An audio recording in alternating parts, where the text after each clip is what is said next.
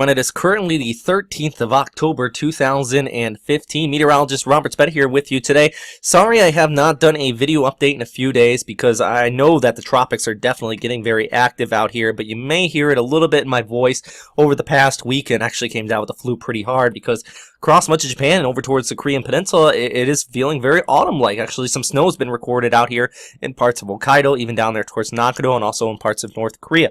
But the big topic for this update, of course, is our tropical depression. This is actually going to be called Koppu when it develops into a tropical storm in the near future, according to the Japan Meteorological Agency. JMA is the official agency here in the Western Pacific, so it does not get named until they upgrade this storm into a tropical storm. Right now, they have it as a tropical depression, winds of 30, gusting to 45 knots. They do expect it to become a tropical storm basically by 3 a.m. Japan Standard Time on Wednesday. So very similar expectations actually with the Joint Typhoon Warning Center. They do have it as a tropical depression becoming a tropical storm in the overnight hours, but really at this point it already is a tropical storm, and I'm going to break that down and get detailed with what it is right now, and plus what the forecast is really panning out with. But first, I do want to mention the cone of air on this storm system. As you see it extending out here towards the west, it's pretty large. I don't think it's going to be extending farther down towards the south, but the big thing is if the storm system is going to recurve out to sea and back towards the north, or if it will clip northern Luzon and come on shore. And it really, at this point, either way, I think residents of northern Luzon should be making preparations for this. So let's break this down. Right now, we are seeing a lot of convection really flare up in that core. The core is kind of on the right side of this blob right in here, this area of darker blue.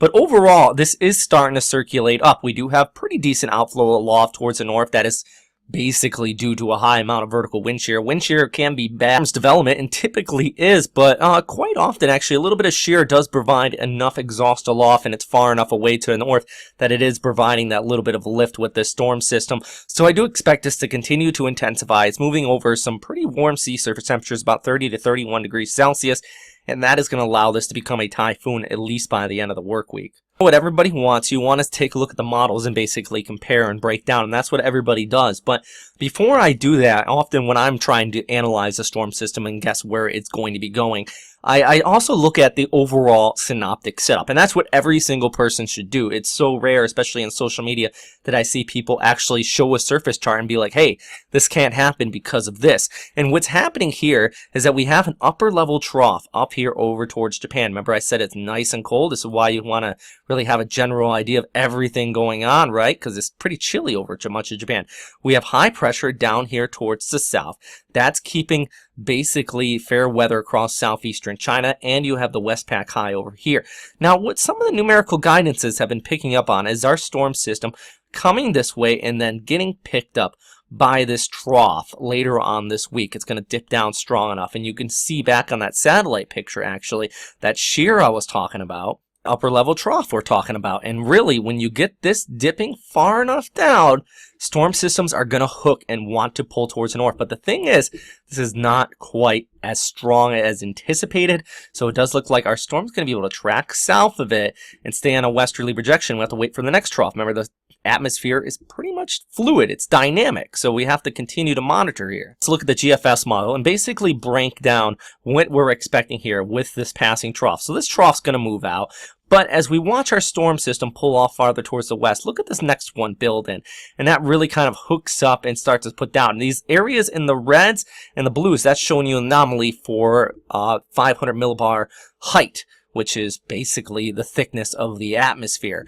The cooler it is, or the more blue it is, that means the deeper the trough. So with our latest GFS model run, it is not showing that troughing. It instead is showing that area of high pressure I mentioned earlier on staying in place right in here, and that caps our storm system and keeps it farther towards the south, having it come on shore there into, well, basically directly over Luzon until that height kind of breaks down, it lowers down, and our storm system starts to follow in behind our other storm that's been developing back off here towards the north and east.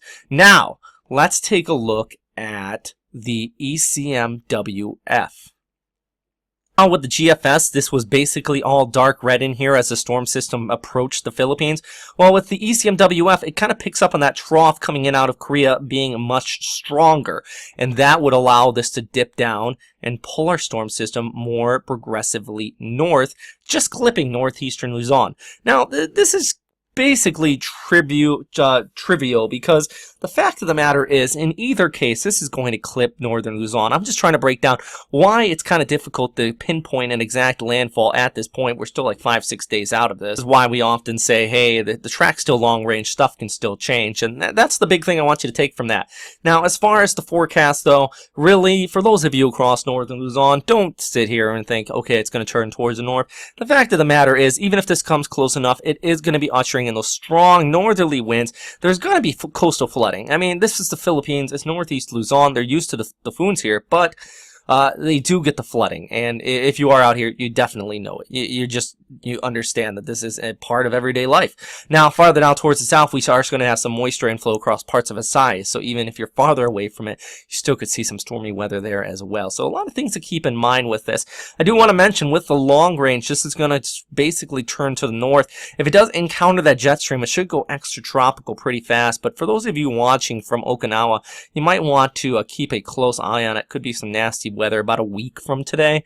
That would be next Tuesday into Wednesday, before it basically cruises off across Japan and sets up a pretty strong cold surge. Could be some snow across Japan again, so a lot of stuff going on. That's really all I'm going to talk on this storm system for now, guys. I know that everybody's just watching the models, seeing what's going, and that's okay and all, but just do remember that it's going to change, and it has been changing in the past 24 hours. I mean, we were pretty set on a recurvature if you just looked at the models back here towards the east about 24 hours ago, and now most actually do show this coming on shore. So a lot of stuff happening with this one. It could be a pretty big storm, so we're going to keep a close eye on it. All right, guys, stay safe out there.